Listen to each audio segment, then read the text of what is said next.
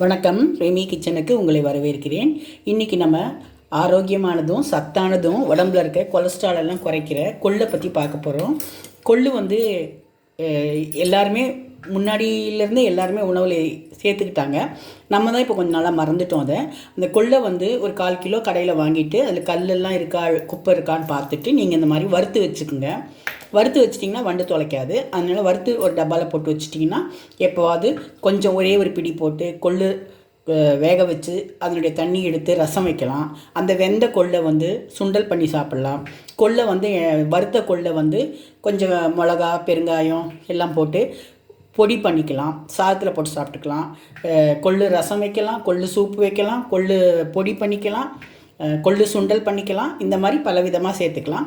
தோசை மாவு அரைக்கும்போது கூட கொள்ளு சிறுபருப்பு இதெல்லாம் கொஞ்சம் போட்டு ஊற வச்சு அரைச்சி தோசை வார்த்தா கூட நல்லாயிருக்கும். கொள்ளை நம்ம ஒரு வாரத்தில் 1 நாள் 2 நாளாவது கொள்ளு சாப்பிட்டா உடம்புக்கு நல்லது. கொலஸ்ட்ராலை குறைக்கும்னு சொல்கிறாங்க. அந்த கொள்ளு தான் நான் இன்றைக்கி எடுத்திருக்கேன். இந்த கொள்ளு வந்து ஒரு 1/4 கிலோ வாங்கிட்டு நான் வறுத்து வச்சுருக்கேன். நான் சின்ன கிண்ணத்தில் கொஞ்சம் தான் எடுத்திருக்கேன். அந்த கொள்ளு மட்டும் மிளகா புளி உப்பு அப்படி வச்சு அரைச்சோன்னா நமக்கு ஒரு கொள்ளுக்கு ஒரு டேஸ்ட்டுமே இல்லை, அது நல்லா இருக்காது. அதனால் அதுக்கு ஒரு டேஸ்ட்டுக்காக ஒரு 2 சில்லு தேங்காய், ஒரு 10 பல்லு பூண்டு, கொஞ்சம் புளி, கொஞ்சம் கல்லுப்பு, ஒரு 5-6 காஞ்ச மிளகா, கொஞ்சோண்டு ஒரே ஒரு ஸ்பூன் உளுத்தம்பருப்பு. இதெல்லாம் டேஸ்ட்டுக்காக தான். கொஞ்சம் வாசனைக்காக கொஞ்சம் கொத்தமல்லி. இதெல்லாம் சும்மா வாசனைக்கே டேஸ்ட்டுக்காக வாசனைக்காகவும் தான். ஆனால் வந்து வெறும் கொள்ளும் மிளகா புளி வச்சு அரைச்சா கூட பூண்டு வச்சு அரைச்சா கூட நல்லா தான் இருக்கும். ஆனால் நமக்கு எதுவுமே கொஞ்சம் மருந்தானா கூட டேஸ்ட்டாக இருந்தால் தான் நம்ம சாப்பிடுவோம். நம்ம அப்படியே பழகிட்டோம். அதனால் டேஸ்ட்டு வேணுன்றதுக்காக தான் நான் இந்த பொருள்லாம் சேர்த்துருக்கேன். இப்படி செய்தீங்கன்னா வீட்டில் எல்லாருமே சாப்பிடுவாங்க. இப்போ நம்ம எப்படி செய்யலாம்னு பார்க்கலாமா? ஒரு சின்ன கடாயை சூடு பண்ணிப்போம். இதுக்கு நிறைய எண்ணெய்லாம் விட வேண்டாம். சும்மா கொஞ்சம் எண்ணெய் விட்டால் போதும். ஏன்னா இது நம்ம ஹெல்த்துக்காக சாப்பிட்றது. சும்மா எண்ணெய்லாம் விட்டு பொரித்து அப்படிலாம் சாப்பிடக்கூடாது.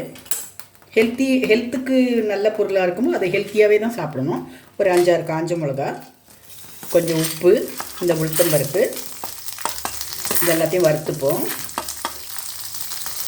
புளியும் அதிலே போட்டுப்போம், பூண்டையும் போட்டுப்போம்.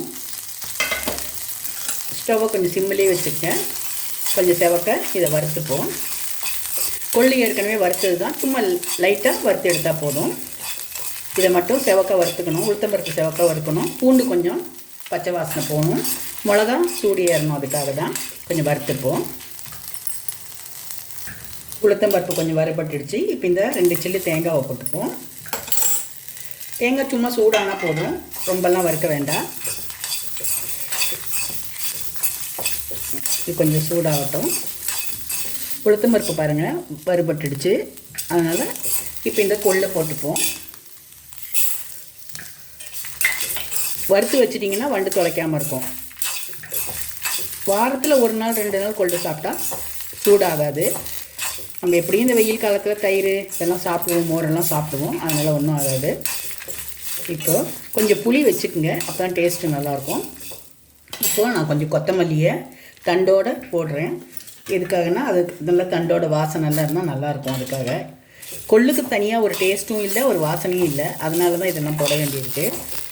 இது சும்மா லைட்டாக வதக்கினா போதும். ஸ்டவ் ஆஃப் பண்ணிடுவோம். அந்த சூடுலேயே அது வதங்கிடும். ரொம்பலாம் வதக்க வேண்டாம், அந்த சூடுலேயே இருந்தால் போதும். கொத்தமல்லி தானே, அது சூடுலேயே இருக்கட்டும். கொஞ்சம் ஆறுன அப்புறமா நம்ம அரைச்சிப்போம். இப்போ நம்ம கொள்ளு துவையில் அரைச்சிட்டோம். இதை வந்து ரொம்ப தண்ணி விட வேண்டாம், கொஞ்சமாக தண்ணி விட்டு இந்த மாதிரி கெட்டியாக அரைச்சிங்க. கடுகெல்லாம் தாளிக்க வேண்டாம்.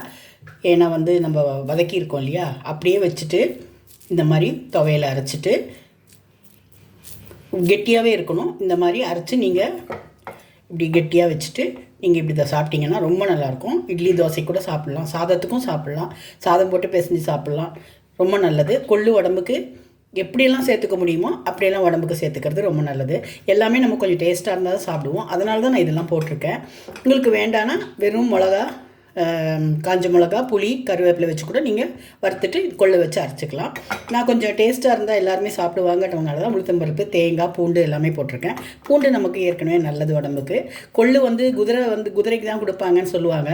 ஆனால் குதிரை வந்து எவ்வளோ வேகமாக ஓடுது, அந்த மாதிரி அதுக்கு கொலஸ்ட்ரால்லாம் கிடையாது, தொப்பெல்லாம் கிடையாது குதிரைக்கு. அதனால தான் அது கொள்ளு சாப்பிட்றதுனால தான் அவ்வளோ வேகமாக ஓடுது. நம்மளும் வந்து கொள்ளை வந்து நல்லா சாப்பிட்டோம்னா நம்ம உடம்புல இருக்க கொலஸ்ட்ரால்லாம் குறையும். அது குதிரை மட்டும் இல்லை, மனுஷங்களும் சாப்பிட்லாம். இது பழைய காலங்கள்லாம் இதெல்லாம் டெய்லி உணவில் எடுத்துகிட்டு இருந்தாங்க. நம்ம தான் இப்போ இதெல்லாம் சாப்பிட்றதில்ல. இதே மாதிரி நீங்களும் கொள்ளு துவையல் செய்து சாப்பிட்டு பாருங்கள், எவ்வளோ நல்லாயிருக்கும் நீங்களே சொல்வீங்க. ரெமி கிச்சன் எல்லோரும் சப்ஸ்கிரைப் பண்ணுங்கள், லைக் பண்ணுங்கள், ஷேர் பண்ணுங்கள். இதே மாதிரி கொள்ளு துவையல் சாப்பிட்டு எனக்கு எப்படி இருக்குன்னு கமெண்ட் பண்ணுங்கள். தேங்க்யூ.